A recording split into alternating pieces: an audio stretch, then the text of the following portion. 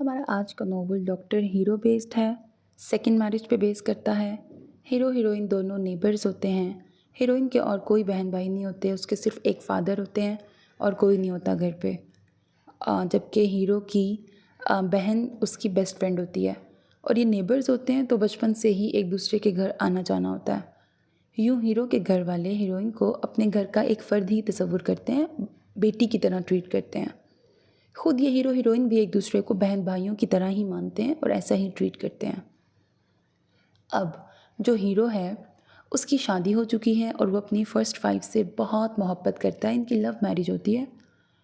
इनका एक छोटा सा बेटा भी होता है और हीरोइन जो है वो बचपन से ही किसी और से, यानी अपने कज़न से इंगेज्ड होती है और उसकी भी अब शादी होने वाली होती है।